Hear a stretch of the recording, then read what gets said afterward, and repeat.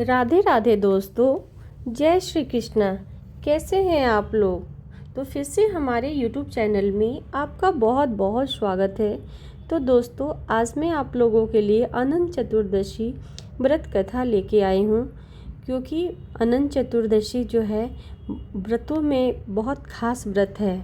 तो आज मैं आप लोगों को इसकी पूरी कथा सुनाती हूँ।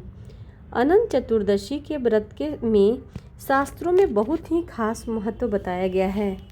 अनंत चतुर्दशी पर भगवान विष्णु के अनंत स्वरूप की पूजा होती है और हाथ में 14 गांठों वाला धागा अनंत बांधा जाता है। ऐसा करने से माँ लक्ष्मी प्रसन्न होती है। अनंत चतुर्दशी की पूजा में कथा का पाठ करने का बहुत ही महत्व माना गया है। आप भी जाने कथा इस पाठ कैसे करें। अनंत चतुर्दशी हिंदू धर्म का एक महत्वपूर्ण व्रत और पर्व है, जो भाद्रपद मास की शुक्ल पक्ष की चतुर्दशी तिथि को मनाया जाता है। इस दिन भगवान विष्णु के अनंत रूप की पूजा की जाती है और व्रत धारण किया जाता है। यह पर्व विशेष रूप से उनके लिए महत्वपूर्ण है जो अपने जीवन में समृद्धि, शांति और अनंत कृपा की कामना करते हैं।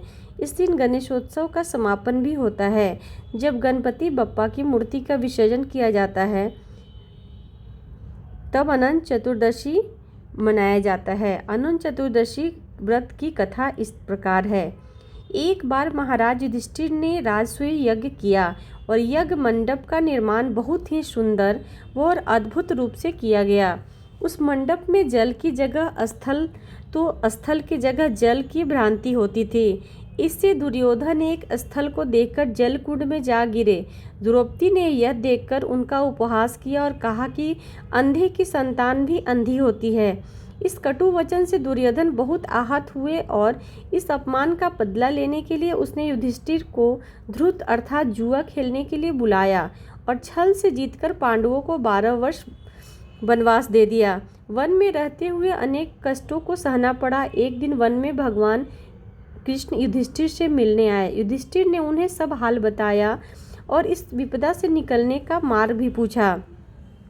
इस पर भगवान श्री कृष्ण ने उन्हें अनंत चतुर्दशी का व्रत करने को कहा और कहा कि इसके करने से खोया हुआ राज भी मिल जाएगा। इस वार्तालाप के बाद श्री कृष्ण जी युधिष्ठिर को एक कथा सुनाते हैं। प्राचीन काल में एक ब्राह्मण था। उसकी एक कन्या थी जिसका नाम सुशीला था। जब कन्या बड़ी हुई तो ब्राह्मण ने उसका विवाह कौंडिल्य ऋषि से कर दिया। विवाह पश्चात कौंडिल्य ऋषि अपने आश्रम की ओर चल दिए। रास्ते में रात हो गई, जिससे वह नदी के किनारे आराम करने लगे। सुशीला के पूछने पर उन्होंने अनंत व्रत का महत्व बता दिया। सुशीला ने वहीं व्रत का अनुष्ठान कर 14 गांठों वाला डोरा अपने हाथ में बांध लिया। फिर वह पति के पास आ गई। कौंडिल्य ऋषि ने सुशीला के हाथ में बांधे डोरे के बारे में पूछा तो सुशीला ने सारी बात बता दी। कौंडिल्य ऋषि सुशीला की बात से प्रसन्न हो गए। उसके बाद हाथ में बंधे डोरे को भी आग में डाल दिया। इससे अनंत भगवान का अपमान हुआ, जिसके परिणाम स्वरूप कौंडिल्य ऋषि की सारी संपत्ति नष्ट हो गई। सुशीला ने इसका कारण डोर का में आग जलाना बताया। पश्चाताप की अग्नि में जलते हुए ऋषि अनंत भगवान की खोज में वन की ओर चले गए। वे भटकते भटकते निराश होकर गिर पड़े और बेहोश हो गए।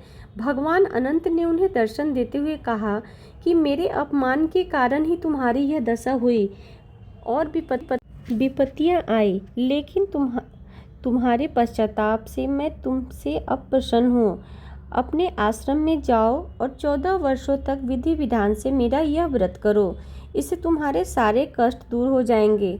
कौंडिन्य ऋषि ने वैसा ही किया और उनके सभी कष्ट दूर हो गए और उन्हें मोक्ष की प्राप्ति भी हुई। श्री कृष्ण की आज्ञा से युधिष्ठिर ने भी अनंत भगवान का व्रत किया, जिसे पांडवों को महाभारत के युद्ध में जीत मिली।